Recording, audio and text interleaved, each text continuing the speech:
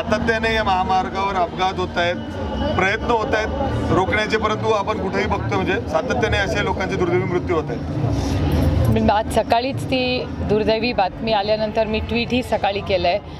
समृद्धी मार्गावर सेफ्टी, सुरक्षितता ह्याचा विचारच केलेला दिसत नाही असं दिसतं आहे. आणि अनेक वेळा नवले ब्रिज जो माझ्या लोकसभा मतदारसंघात येतो तो संपूर्ण भाग, त्याच्यामध्ये अनेक वेळा नॅशनल हायवेची मदत घेऊन आम्ही बऱ्यापैकी एक्सपर्ट्सची मदत घेऊन नॅशनल हायवे आणि तिथले स्थानिक लोकांची मदत घेऊन एक टीमवर्क म्हणून आम्ही सगळ्यांनी तिथले आधीपेक्षा खूप कमी ॲक्सिडेंट झालेत. हे जर नवले ब्रिजला आम्ही सुधारणा करू शकतो तर समृद्धी मार्गावर का होऊ शकत नाही. आणि सातत्याने सर्वसामान्य मायबाप जनतेची सरकारच्या हलगर्जीपणामुळे जी हत्या होते, मग ती नांदेडचं हॉस्पिटल असेल, समृद्धी मार्ग असेल, नाही तर संभाजीनगरमधलंही हॉस्पिटल असेल, ठाण्याचं हॉस्पिटल असेल, तुम्ही बघताय काय परिस्थिती या ट्रिपल इंजिन सरकारची या खोके सरकारची परिस्थिती आहे. काही त्याचबरोबर आज जे पुण्याचे माजी पोलीस आयुक्त होते मीरा बोरवणकर यांनी एक पुस्तक आत्मचरित्र लिहिलेलं, त्याच्यामध्ये अजित पवारांचा उल्लेख केलेला आहे. पुण्यातील एक येरवडा परिसरात म्हणजे येरवडा कारागृहाची ती जागा आहे, पोलिसांची जागा आहे, ती जागा एका खाजगी बिल्डरला देण्यासाठी म्हणजे दादांनी फोर्स केलेलं होतं असं उल्लेख स्वतः त्यांनी त्यांच्या पुस्तकात केलेला आहे. आणि अशा पद्धतीने म्हणजे दादांविरोधात आरोप प्रत्यारोप सुरू झालेले आहेत. ते कसं पाहता तुम्ही या सगळ्या विषयाकडं? खरं तर मी काही ते पुस्तक वाचलेलं नाही आणि मला असं स्पष्टीकरण कोण देऊ शकतं तर त्या मिसेस बोरवणकरच करू शकतात. तर मला वाटतं त्यांना विचारलं तर ते जास्ती संयुक्ती राहील. मी स्वतः पुस्तक वाचलेलं नाही, त्याच्यामुळे त्याच्यावर मी बोलणं योग्य होणार नाही. मीरा बोरवणकर यांचं एक वेगळंच इमेज आहे. त्यांनी अशा पद्धतीने त्यांच्या पुस्तकमध्ये दादांविषयी लिहिणं म्हणजे नाव न घेता फक्त दादा, पालकमंत्र्यांचा फोर्स होता असा उल्लेख आहे. म्हणजे किती तुम्हाला विश्वास आहे का मीरा बोरवणकर या अधिकारी असं आहे की ज्यांनी पुस्तक लिहिलेलं आहे मला वाटतं त्यांना विचारलं तर जास्ती योग्य राहील ज्यांनी पुस्तक लिहिलं आहे त्यांनी. कारण का आरोप करणारे लेखक आहेत असं दिसतं एकूण तुमच्या बोलण्यावरनं. कारण का मी पुस्तक वाचलेलं नाही, मी पुस्तक पाहिलेले नाही, त्याच्यामुळे जो कागद आपण पाहिलेलाच नाही किंवा पुस्तक पाहिलेलं नाही त्याच्यावर अभ्यास न करता कसं बोलणार? अधिकाऱ्यांनी असं पुस्तक लिहिलं त्यांच्यावर विश्वास तर ठेवता येईल का? पूर्ण कॉन्टेक्स्ट बघावं लागेल ना, त्याच्यामुळे आउट ऑफ कॉन्टेक्स्ट कसं बोलणार मी? मनोज जरांगे यांचं जे कालची जी सभा झाली ती शरद पवार यांची स्क्रिप्ट होती असं प्रवीण दरेकर म्हणालेले आहेत. आज तुम्ही कसं बघताय की खरंच कुठल्या तरी एका पक्षाकडून मनोज जरांगे बोलत होते असं एक आता बोललं जाते सत्ताधाऱ्यांनी? पण सत्ताधाऱ्यांनी एक गोष्ट कबूल केली पाहिजे की 6 दशकं त्यांनी पवारसाहेबांचं नाव घेतल्याशिवाय त्यांची हेडलाईनच होत नाही. त्यामुळे महाराष्ट्रात काही झालं तरी ते शरद पवारच करतात, ह्याच्यातच त्यांची ताकद आहे. मला वाटतं वेगळं अजून मला काही बोलायची गरज नाही. मनोज जरांगेंनी पुन्हा एकदा सरकारला अल्टिमेटम दिलेलं आहे. काल एक सभा जी झाली त्यातून त्यांनी उत्तर तर दिलं, पुन्हा एकदा अल्टिमेटम दिलं. सरकार काही करू शकेल असं वाटतं का? मला नाही वाटत ते अल्टिमेटम देत आहेत. मला वाटतं सरकारने स्वतःवर ओढून घेतलं होतं. सरकारला 40 दिवसाचा निर्णय किंवा तो 40 दिवसाचा नंबर हा सरकारचंच प्रपोजल होतं. त्याच्यामुळे सरकारने विचार करायला पाहिजे होतं की 40 दिवसात सोल्युशन आहे का नाही आहे. कदाचित असेल त्यांच्याकडे 40 दिवसाचं सोल्युशन. अशी चर्चा आहे की ते जरांगेच्या मागं मोठं सत्ताधारीची एक मोठी व्यक्ती आहे, त्यांनी सगळं घडून आणलंय, त्यांना ते सगळं श्रेय घ्यायचं, त्यातनं मग त्यांची इमेज मोठी झाली. तुम्ही बघताय ट्रिपल इंजिन खोके सरकारमध्ये सगळे घटक रस्त्यावर उतरलेले आहेत, सगळेच नाराज आहेत, सरकारमधलेही काही घटक नाराज आहेत असं कानावर तुमच्या चॅनलमधून येतं. त्याच्यामुळे सगळा महाराष्ट्रात काय नक्की चाललं आहे मला वाटतं महाराष्ट्राची लोकं त्रासलेली आहेत. ते आता इलेक्शनची वाट बघतायत कारण का त्यांना एक स्थिर सरकार हवं आहे. काही समृद्धी महामार्गावरती अपघाताची मालिका सुरू झालं. तुम्ही म्हणले म्हणजे याच्यातले लोक नाराज आहेत, हे नाराज लोक तुमच्या संपर्कात आहे का? नाही, कसं आहे मला त्यांच्यासारखी सवय नाही आहे. मला बऱ्याच गोष्टी माझ्या पोटात ठेवता येतात आणि तेवढी प्रगल्भता जर ह्या वयात आली नाही तर मग महोत्सव सुरू होतोय, तुम्ही स्वतः उद्घाटन करतायत, 10 दिवस हा जल्लोष सुरू राहील. राजकारणात खूप आव्हान आहे तुमच्यासमोर, कसं बघताय? महोत्सवाचा आणि आव्हानांचा काय संबंध? नाही सगळे नवरात्रोत्सवाकडे काय साकडं मला देवीकडे माझं एकच साकडं असतं की महाराष्ट्रात चांगला पाऊस पडू दे आणि अडचणीत आलेला बळीराजाला न्याय मिळू दे. आज अतिशय सगळीच म्हणजे महाराष्ट्राची इकॉनॉमी असेल, नोकऱ्या असतील, महागाई असेल, म्हणजे बेरोजगारीचे नंबर कालच आलेले आहेत. खरं तर ते अतिशय वेदना देणारे आहेत. त्याच्यामुळे अर्थातच प्रशासन, ज्याला मी अनेक वेळा आधी म्हणले की महाराष्ट्राच्या ट्रिपल इंजिन सरकारमध्ये पॉलिसी पॅरालिसिस आहे. पॉलिसीला कोणीही निर्णय घेत नाही आहे आणि हे महाराष्ट्राचं दुर्दैव आहे. आणि केंद्र सरकारचा डेटा सांगतो की महाराष्ट्रापेक्षा बाकीची राज्य वेगाने विकास करत आहेत, महाराष्ट्राचा त्या वेगाने होत नाही आहे. हा केंद्र सरकारचा डेटा सांगतो. आताही बावनकुळे सातत्यानं तुमच्या मतदारसंघामध्ये येत आहेत. आता दादा त्यांच्यासोबत गेल्यानंतर त्यांचा आत्मविश्वास फारच वाढलेला दिसतोय. ते असं म्हणतात की अमेठीनंतर आता बारामती जिंकायचे, कारण आपल्यासाठी हा प्रतिष्ठेचा प्रश्न आहे. कोणत्याही परिस्थितीमध्ये आपल्याला बारामती जिंकायचं. प्रतिष्ठा नेमकी कोणासाठी? म्हणजे तुम्ही शरद पवारांच्या कन्या आहात म्हणून हा मतदारसंघ त्यांच्यासाठी महत्त्वाचा आहे. एकतर मी राजकारणात प्रतिष्ठेसाठी आले नाही, मी राजकारणात सर्वसामान्य मायबाप जनतेची सेवा करण्यासाठी आले.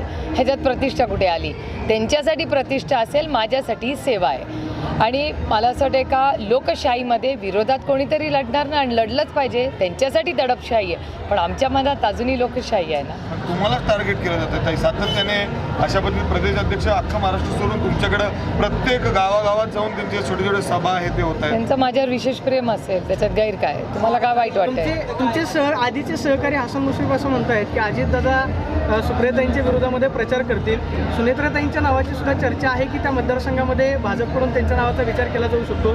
जर सुनेत्रा पवारांना उमेदवारी दिली तर सुप्रियाताई त्यांच्या विरोधामध्ये लढणार का? किंवा जर अजितदादांनी तुमच्या विरोधामध्ये प्रचार केला तर दादांना तुम्ही त्याच भाषेमध्ये उत्तर देणार? बघा ना काय होतं. आत्ता पाऊस पडला तर मी छत्री उघडणार का नाही, का मी रेनकोट घालणार? आता माझ्या याच्याकडे उत्तर नाही आहे. त्याच्यामुळे जेव्हा होईल तेव्हा बघू. पण या निमित्ताने भाजप पवार फॅमिलीमध्येच पुन्हा एकदा दुई पेरून 2 उमेदवार पवार फॅमिलीच्या समोर आणू पाहतोय. त्याला तुम्ही मी त्याच्याकडे बघत नाही हो, कारण का ह्या राज्यामध्ये बेरोजगारी आणि महागाईचे प्रश्न इतके वाढलेत.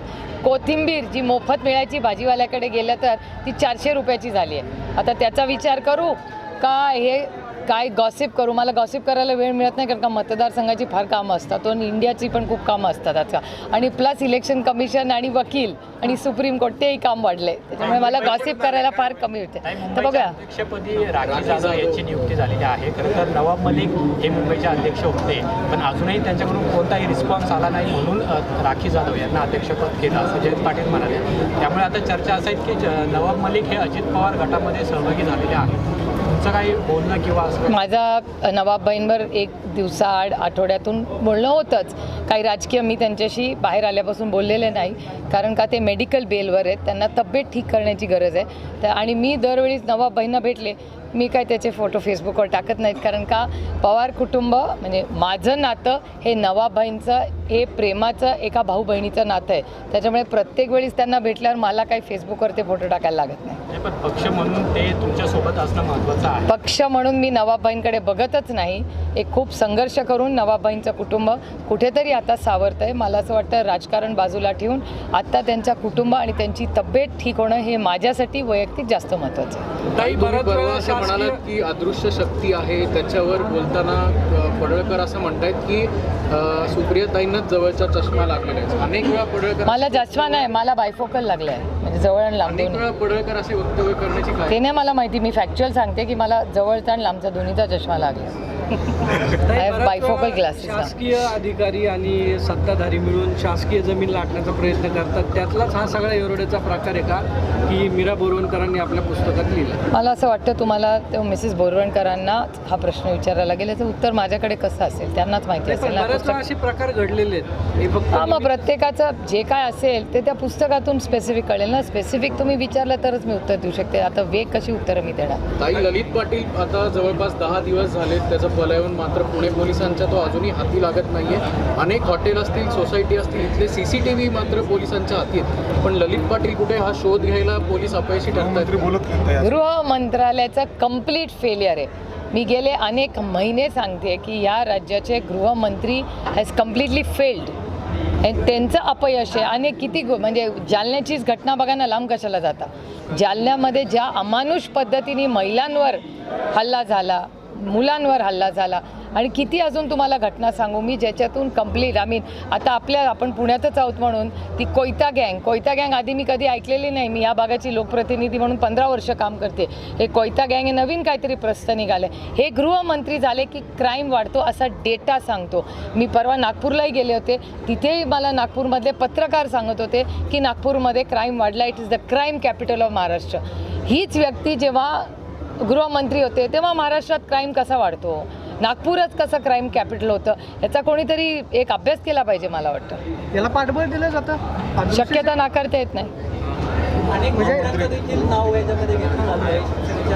शिवसेनेच्या आरोप केलेला आहे. काय वाटतं याच्यामध्ये तथ्य असेल का? तुम्ही बघा ह्या विषयावर एरवी सगळेच बोलणारे भारतीय जनता पक्ष किंवा माननीय मुख्यमंत्र्यांनी याचं उत्तर दिलं पाहिजे.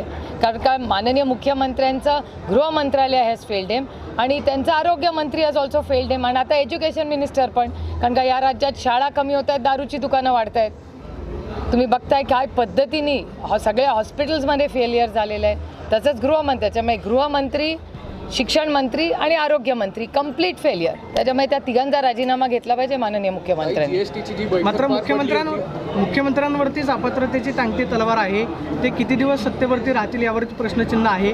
कोर्टानं सुद्धा विधानसभा अध्यक्षांना सुनावलं आहे की म्हणजे तुम्ही अमर्याद अधिकार वापरू शकत नाही, आम्ही तुमच्यावरती बसलेलो आहोत. 2 महिन्यामध्ये लवकरात लवकर निर्णय घ्या.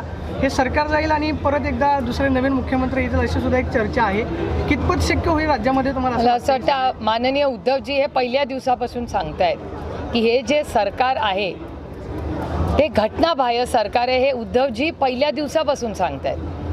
आता ते माननीय सुप्रीम कोर्टाच्या परवाच्या केसमध्ये मी स्वतः सुप्रीम कोर्टात होते, त्याच्यामुळे मी सगळं ऐकलेलं आहे. तुम्ही ऑनलाईन ऐकलं असेल. तर मंगळवारी पुन्हा सुनावणी आहे, त्याच्यामुळे बघूया. मॅटर सबज्युडिस आहे, त्याच्यामुळे फार त्याच्यावर बोलणं योग्य नाही. पण मंगळवारी जी हिअरिंग आहे त्याच्यात आपल्याला आणखीन क्लॅरिटी मिळेल. ताई, मागच्या आठवड्यात जीएसटीची बैठक पार पडली आणि केंद्राने थेट ज्वारी आणि बाजरीवर जीएसटी लावला, मात्र डिस्टिल अल्कोहोलवर जीएसटीवर सूट देण्यात आली. काय नेमकं या सरकारला करायचं? दारूची दुकानं वाढवणे आणि शिक्षण कमी करणे असंच कट कारस्थान किंवा विचारधारा या केंद्र आणि महाराष्ट्र सरकारची आहे.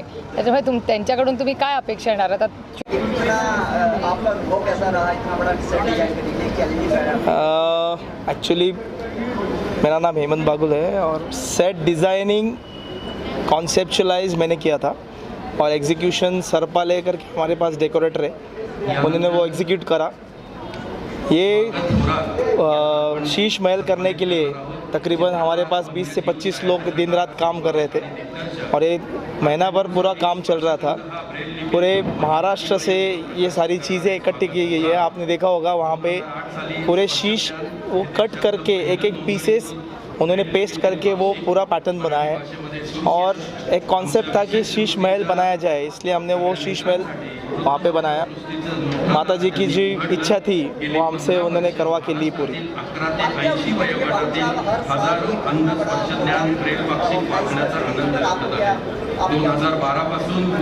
ये एक आबा साहब अनबिलीवेबल व्यक्ति है. ये इतना एफर्ट्स डालते हैं और हर साल कंसिस्टेंटली 29 साल से ये सब उत्सव वो कर रहे हैं. सिर्फ यही नहीं, वो काशी यात्रा भी करवाते हैं. तकरीबन 60,000 लोगों को काशी यात्रा भी करवाया. और नवरात्रि भी इतना बड़ा फेस्टिवल, आपने देखा होगा मंदिर, वहाँ पे जागृत स्थान है वो, और वहाँ पे स्वयंभू भगवान वास्तव करते हैं. तो उन्होंने पंडित भीमसेन जोशी जी के गायन से ये शुरुआत किया था और आज लता दीदी, बाली ब्रह्म भट्ट, सुनिधि चौहान, श्रेया घोषाल, सबसे दिग्गज कलाकार वहाँ पे परफॉर्म करके गए.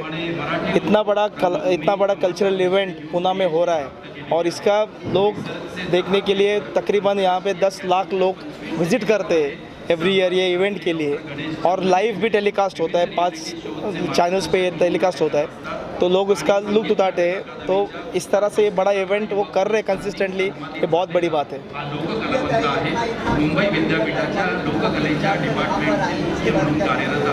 हम तहे दिल से उनका शुक्रिया अदा करते हैं सुप्रिया ताई का कि इतना बिजी शेड्यूल होने के बावजूद वो सेंट्रल लेवल की नेता है और राष्ट्रीय नेता है, और वो तो भी यहाँ पे इतना समय निकाल के वो आए और इस इवेंट को ग्रेस किया उन्होंने. ये बहुत बड़ी बात है और एक अचीवमेंट कह सकते हैं. और पुणे के प्रति उनमें एक अच्छी भावना और प्रेम है लोगों के वास्ते, इसलिए वो इतना टाइम उन्होंने दिया। तकरीबन आप देख रहे 1.5 घंटे से सुप्रिया यहाँ पे है और इवेंट में पूरा उन्होंने अटेंड किया एंड तक, तो हम तहे दिल से उनका शुक्रिया अदा करते हैं। Thank you. जयश्री बागुल जयश्री बागुल और आबा बागुल को बहुत बहुत शुभकामनाएं देती हूँ, जो एक महिला फाउंडर है इस प्रोग्राम की, जिन्होंने ये 29 साल से चालू किया है, जो आज इतना सक्सेस प्रोग्राम है, उनको मैं बधाई देती हूँ। महाराष्ट्र में ऐसे सांस्कृतिक प्रोग्राम होते हैं, उनका मुझे बहुत गर्व होता है कि ऐसे कार्यक्रम होने चाहिए। धन्यवाद। आबांना आणि जयश्री मम्मीला खूप शुभेच्छा। अशा विविध वस्तूंची विक्री करत नंतर कार्यक्रमाचं संयोजन देखील करणार। काफ़ी अच्छा प्रोग्राम है, हर साल होता है from 29 years, so it's been a very successful programme और बहुत सारे डिफरेंट काइंड ऑफ कला दिखाई जाती है यहाँ पे एंड महाराष्ट्र के कल्चर को इन्हांस किया जाता है, तो बहुत अच्छा लगता है ये देख के। Thank you.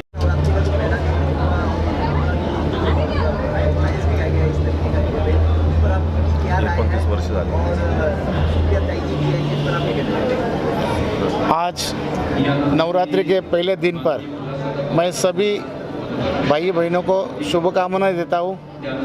आज आदरणीय हमारे समाज के वरिष्ठ नेते आदरणीय आबाजी बागुल साहब, इनका जो 29 जो नवरात्रि महोत्सव है, उसके उद्घाटन पर आदरणीय सुप्रिया दाई जी सुले ये कार्यक्रम पे नियोजन के लिए प्रमुख अतिथि बन के आई। उनका कार्यक्रम के रूप में सबके तरफ से स्वागत करता हूँ। और ये जो कार्यक्रम है, एक नवरात्रि जो कार्यक्रम है, जो भी अन्याय पे मात होके, महिषासुर पे मात होके जो एक विजय प्राप्त होता है, उसके 9 दिन है। आज उसी हिसाब से आज तेली समाज के बहुत सारे लोग, संगठन आज इस कार्यक्रम में बढ़ा के आए हैं और इसी कारण हम सब लोग मिलके आज ये त्यौहार अच्छी तरह से मना रहे। मैं सबको और शुभकामना देता हूँ और बधाई देता हूँ।